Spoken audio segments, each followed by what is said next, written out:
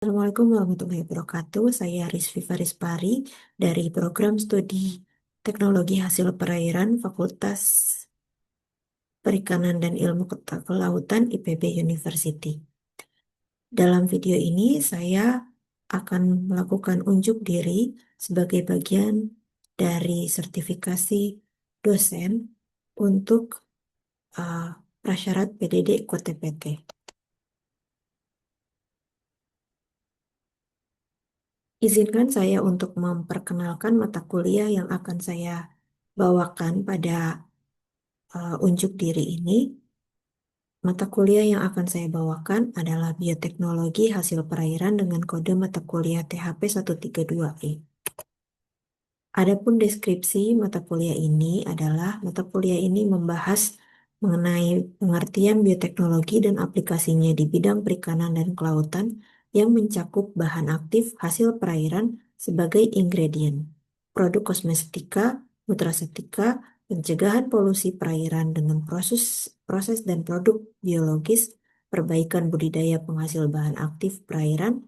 Metode pembelajaran yang digunakan adalah problem-based learning yang memanfaatkan teknologi blended learning dengan penilaian berdasarkan proses belajar, tugas review, kuis, dan juga ujian. Adapun capaian pembelajaran lulusan dari prodi yang dibebankan pada mata kuliah ini adalah yang pertama CPL 2 yaitu mengenai penguasaan prinsip-prinsip ilmu perikanan dan kelautan. CPL 4 menguasai ilmu dan teknologi pengolahan hasil perairan dan mampu mengaplikasikan pada industri perikanan. CPL 6 menguasai bidang bioteknologi dan bioprospecting hasil perairan untuk pengembangan pangan dan non-pangan. Serta CPL 8 mampu mengembangkan diri, tanggung jawab, percaya diri, bekerja dalam tim, dan secara mandiri memiliki kemampuan komunikasi efektif secara tertulis maupun lisan, memiliki keinginan kuat untuk mengembangkan ilmu dan teknologi, serta memiliki jiwa wirausaha, tekno-sosial entrepreneurship.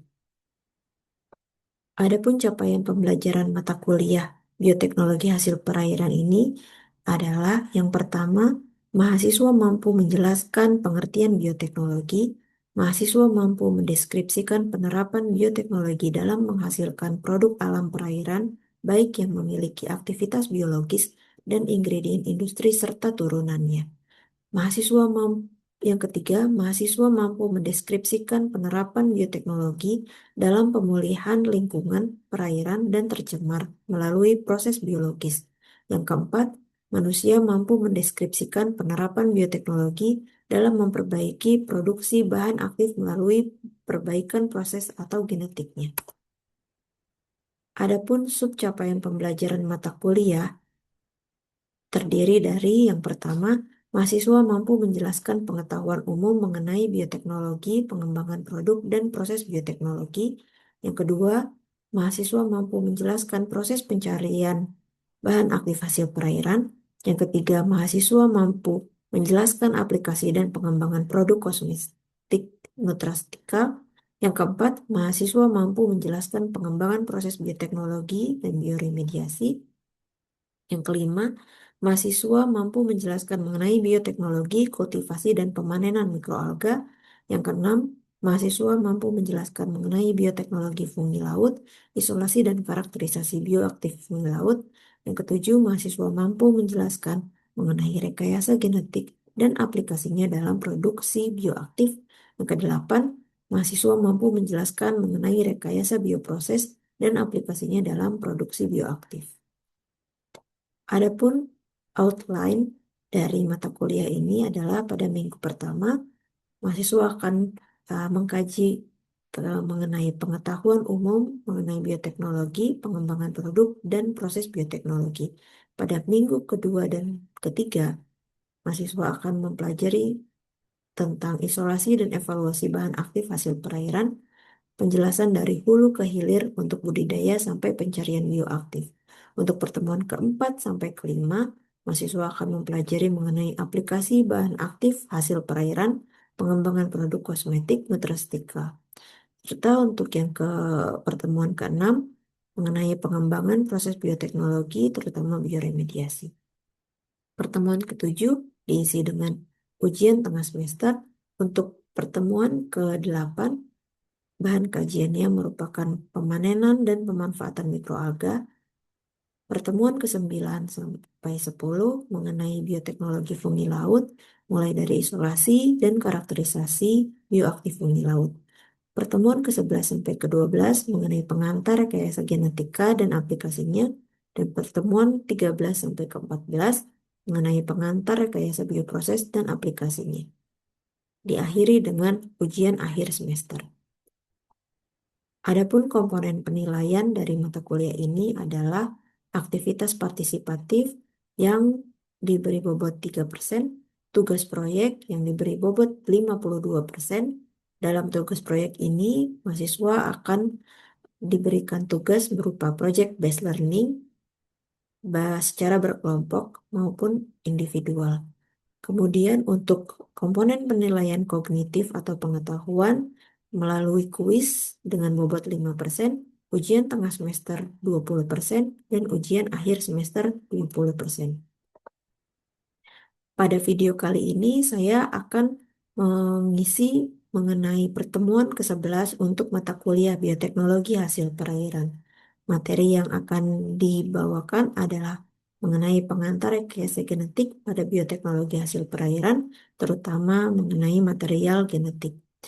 Sub CPMK yang dicapai pada pertemuan ini merupakan mahasiswa mampu menjelaskan mengenai rekayasa genetik dan aplikasinya dalam produksi bioaktif.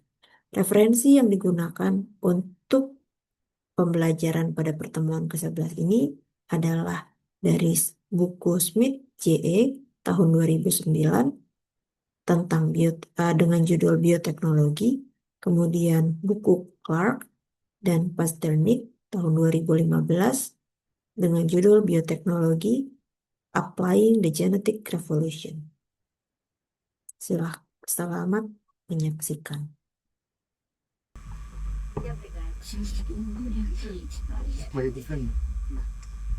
Baik, assalamualaikum warahmatullahi wabarakatuh. Warahmatullahi wabarakatuh. Di sini kita akan melanjutkan pertemuan di mata kuliah bioteknologi hasil perairan untuk pertemuan yang ke-11. Jadi teman-teman sebelumnya sudah belajar banyak hal tentang bioteknologi. Nah, saya akan memaparkan tentang rekayasa genetik. Ini yang sebelumnya teman-teman sudah pelajari ya di mata kuliah bioteknologi perairan dengan resolusi yang lain. Ada yang ingat sebelumnya kalian belajar tentang apa? Angkat tangan. Ya, silahkan. Sebelum kita belajar tentang bioteknologi mineral. Oh iya, betul. Ada lagi?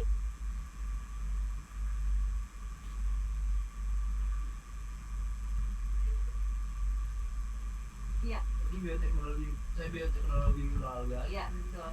Jadi kita memang sudah belajar tentang bioteknologi terkait bahan aktif, kemudian fungi laut dan juga mikroalga. Tapi teman-teman belum belajar tentang genetik. Ada yang udah pernah dengar tentang genetik sebelumnya? Kalau pernah, apa aja? Jadi di pertemuan hari ini saya berharap untuk semua bisa memahami tentang rekayasa genetik dan mengetahui tentang material genetik itu apa saja, dan juga bisa memahami mengenai bioteknologi yang bisa diaplikasikan pada hasil penelitian.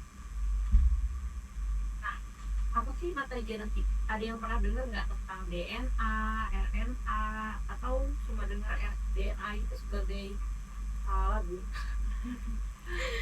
Enggak ya. Jadi DNA itu adalah materi genetik, ada RNA juga. Jadi kita akan belajar tentang materi genetik. Di sini materi genetik itu ada dua jenis, yaitu DNA dan juga RNA. DNA merupakan simbol nukleik asid yang rantainya ganda. Sedangkan kalau RNA itu simbol nukleik asid yang rantainya tunggal. Jadi bedanya DNA dengan RNA, kalau DNA itu dia rantainya ganda, kalau RNA rantainya tunggal. Kalian tahu nggak ya? Ini apa? Itu penyakit jarum. Penyakit jarum. Itu jantung ya? Iya, Namanya. Ada yang berasal dari Jawa mungkin ya, yang pernah lihat berbagai jenis warna jagung ya. Ada yang warnanya ungu, warnanya kuning, dan juga warnanya biru. Kalian tahu nggak ini juga ternyata adalah nenek moyangnya jagung. Jadi jagung itu awalnya tidak terbentuk seperti jagung yang kita lihat saat ini yang kita konsumsi sekarang. Jadi nenek moyang di jagung itu justru kayak gini, nggak ada gulirnya. Jadi, kenapa kita bisa tahu? Kenapa peneliti bisa tahu? Karena berdasarkan analisis genetik, ternyata memang nenek moyangnya jagung itu adalah Helsinki. Nah, bentuk tumbuhannya itu seperti semak-semak tidak ekik jagung yang kita kenal yang kita. Nah, jadi di sini saya mau kasih lihat bahwa rekayasa genetik itu terjadi secara alami di tempat. Jadi tidak hanya dilakukan di dalam laboratorium saja.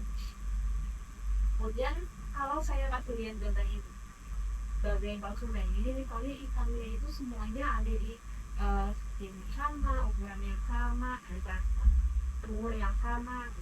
Nah, kalian pilih yang lebih konsumen. Kalau kalian lihat di atas, paling besar.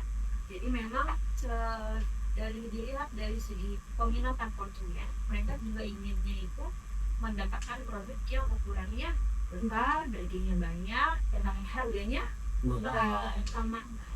Itulah kenapa gaya terganti berimbang. Kalau ini dia dari dulu yang memang warnanya sudah warna ya sudah menyala. Juga kalian tahu nggak ini produk mereka sudah tidak bukan? Ya, Kalau yang tidak. begini. Nah, yang dulu bukan bagian genetik, tapi yang dari dulu itu ini yang kemudian diekspresikan di ikan dan juga di ayam. Maksudnya apa sih kok yang serem banget ya? Apa ayamnya bisa warnanya menyala gitu di gelap? Ini serem ya? Karena fungsinya ini untuk mengetahui gen di bagian gen yang panjang itu bagian mana sih sebenarnya yang mengekspresikan bagian dari paru dan juga kaki. Nah itu kalau kita lihat ke belakang lagi dari mana sih itu bahwa ada terjadi rekayasa genetik ya? Itu berawal dari idenya dari bebas tulangan kawin tulang. Kalau misalnya ada yang kawin tulang, tidak selamanya dia menghasilkan spesies yang sama. Hanya dari ikan hasil ini, jadi memang menghasilkan kawinan yang berbeda. Hal ini disebabkan oleh perannya mereka untuk bertahan di lingkungan.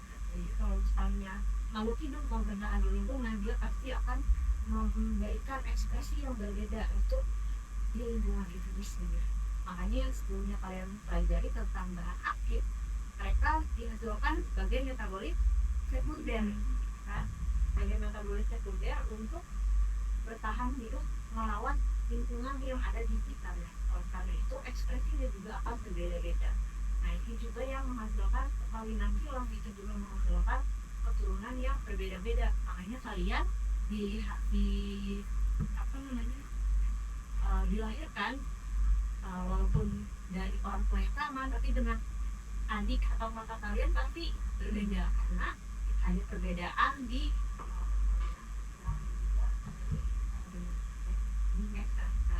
walaupun akan 90% DNA itu mirip. Nah, kalau kita lihat lagi, kenapa sih mulai genetik? Apalagi tadi kan saya singgung juga terkait tentang lingkungan, karena ini berkaitan dengan karakteristik dari makhluk hidup.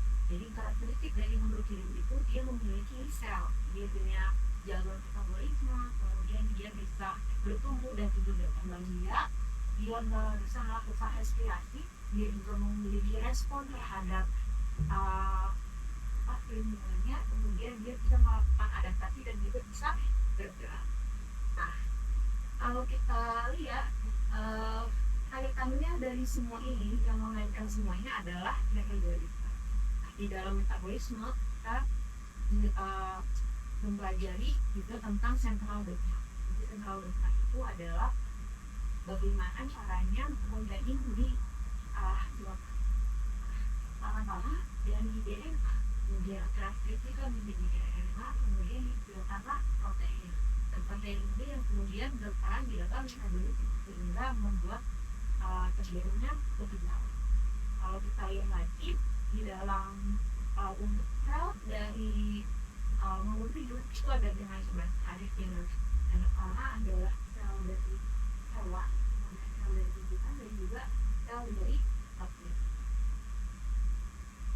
Untuk makhluk hidup yang seperti bakteri dia juga kenapa dia bisa direnaukan, karena dia berevolusi secara asexual. Sedangkan untuk yang tumbuhan dan juga hewan menggunakan lebih jelas itu berevolusi secara asexual. Inilah yang melibatkan genetik. Kita akan menyelam lebih dalam kepada DNA. Ini kan saya sudah jelaskan ya, DNA itu adalah figur rekayasa berbeda yang double atau juga sehingga meningkatkan ganda. Nah, DNA itu juga ada berbagai macam. Ada DNA yang ditemukan di dalam virus disebut dengan nuklear DNA. Kemudian DNA yang ditemukan di dalam mitokondria disebut mitokondrial DNA. DNA yang ada di dalam bakteri disebut bakterial DNA dan juga plasmid. Nah, untuk nuklear DNA dan juga mitokondrial DNA ini bisa ditemukan di dalam sel hewan. Nuklear DNA sendiri dia ada di dalam kromosom yang kemudian dia mengulir-ulir jadi bentuk seperti kromosom yang kita pelajari waktu SMA yang pernah pelajari tentang kromosom. Sedangkan untuk bakterial DNA, kenapa dia beda dari nuklear DNA? Karena kalau nuklear DNA dia harus membentuk sebagai kromosom, sedangkan bakterial DNA itu dia bermanglang di dalam sebuah bakteri sangat bebas. Di bakterial DNA selain di bakteri selain ada bakterial DNA juga ada plasmid. Nah, plasmid ini adalah DNA yang bentuknya itu sirkular.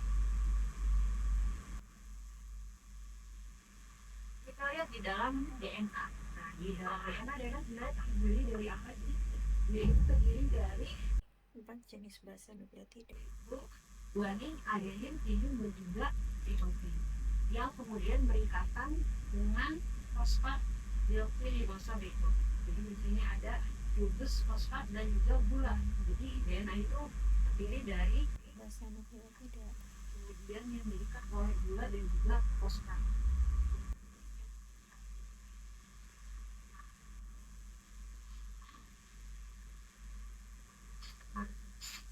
Walaupun di dalam DNA itu ada 4 Basa nukleotida. tapi tidak semua Nukleotida dia bisa saling diikat.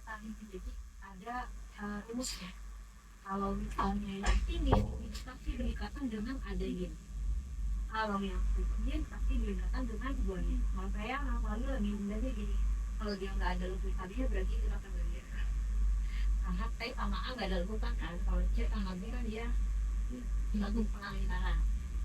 Itu lebih mudah. Nah, kenapa sih penting untuk kita tahu adenin, dan baik? Karena ikatan kalau dia di sini ya, ikatan timin dan adenin itu kan cuma ada 2. Sedangkan untuk ikatan timin dan guanin ini ada 3.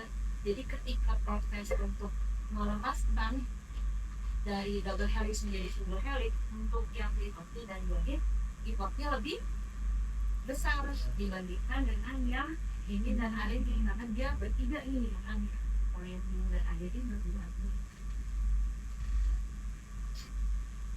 Nah, selain itu DNA itu dia selalu memiliki ujung C pada yang kelima dan juga ujung OH dan C yang ketiga di gugus gula. Kemudian penambahan nukleotidanya itu bergerak pada ujung 3 sehingga jumlahnya dari 5P ke 3. Jadi dia sifatnya walaupun enggak kan dia double helix ya, dan dia sifatnya itu antiparalel. Jadi hanya posisi yang ada atomnya itu selalu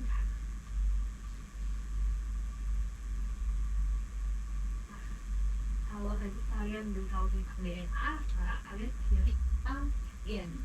Jadi gen itu adalah DNA yang digunakan dan untuk dapat mensintesis produk tertentu seperti RNA atau protein. Proses terbentuknya protein itu diawali dari DNA. Ini diawali dari DNA yang ditranskripsikan menjadi RNA, kemudian RNA dikonvertasi menjadi protein, kemudian membentuk struktur 3 dimensi hingga menjadi DNA inscrit yang sesuai dengan enzim atau sebagai protein struktural. Kemudian dia terlibat ke dalam reaksi biokimia hingga menghasilkan karbohidrat. Nah, di sini adalah DNA dan juga RNA. Jadi kita baru ketemu nih, sebelumnya kan cuma DNA. Nah, sekarang tentang RNA. Nah, kenapa DNA itu mirip dengan RNA? Karena RNA ini kan tribun aktif, jadi dia yang single strand, sedangkan DNA itu yang double strand. Tapi ada perbedaan di jenis asam amino yang terlibat di sini. Kalau di RNA itu bahannya itu ada cytosine, guanin, adenin, dan juga uracil. Sedangkan di DNA itu ada cytosine, guanin, adenin, dan juga lipid. Jadi bedanya di mana? Jangan kasih dong, kalau di RNA ada uracil, kalau di DNA ada lipid.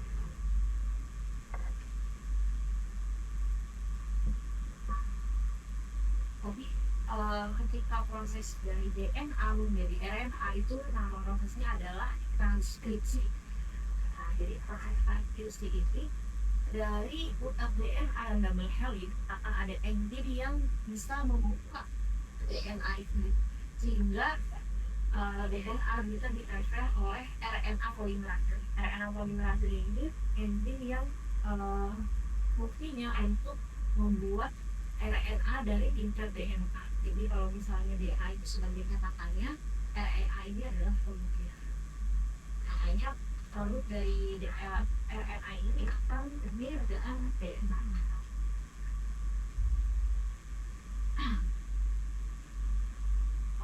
Proses untuk memproduksi RNA itu dimulai dari tahapan negosiasi, kemudian tahapan fermentasi dan bentuk.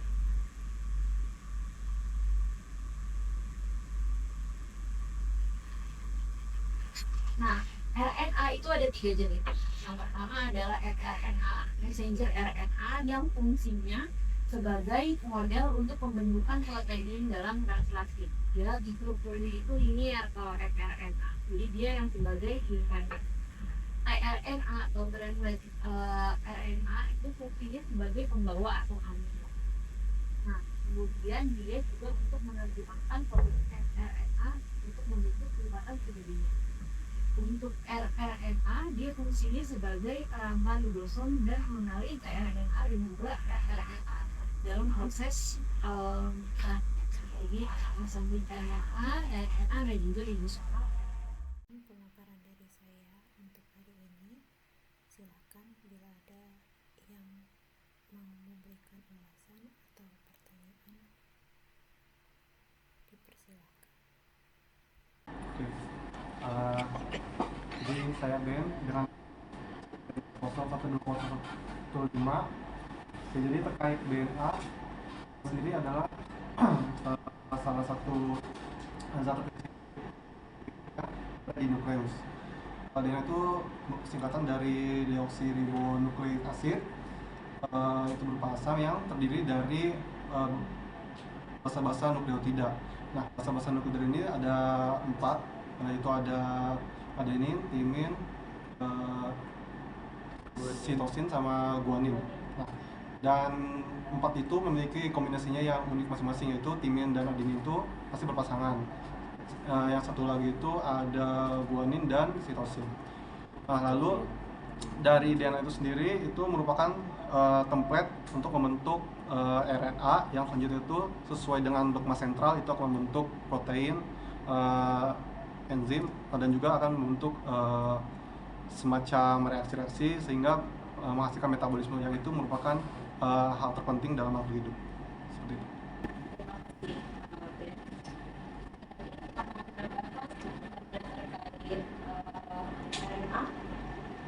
Itu bedanya apa dengan DNA?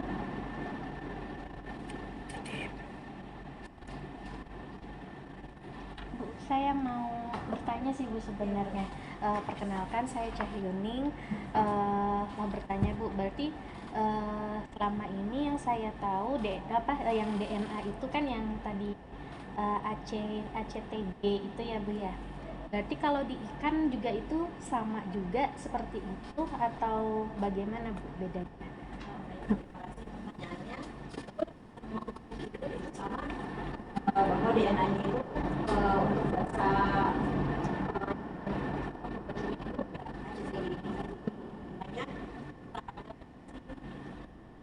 tadi di contoh yang pertama ikan dari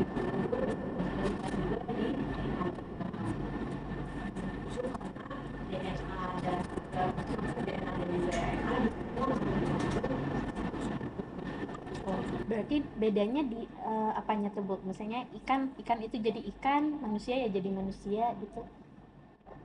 karena kalau unsurnya itu sama, tapi urutan DNA-nya itu berbeda-beda. Urutan DNA-nya gitu. Bukan karena dia berbeda di dalam tubuhnya, tapi berbeda dari bahasanya. Makanya penting untuk mengetahui DNA itu seperti apa. Dan karena DNA itu dia panjang,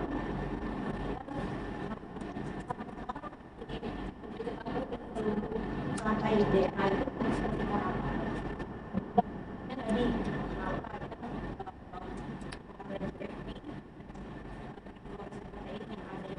kemudian digunakan untuk menunjukkan daya lebih cepat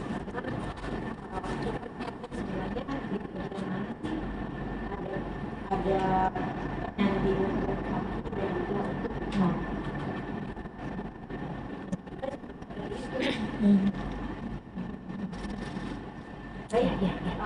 untuk pertemuan hari ini kita cukupkan sampai di sini. Terima kasih banyak atasnya. Jangan lupa karena nanti di minggu depan kita akan mengevaluasi tulis yang teman-teman sudah. Assalamualaikum warahmatullahi wabarakatuh. Waalaikumsalam warahmatullahi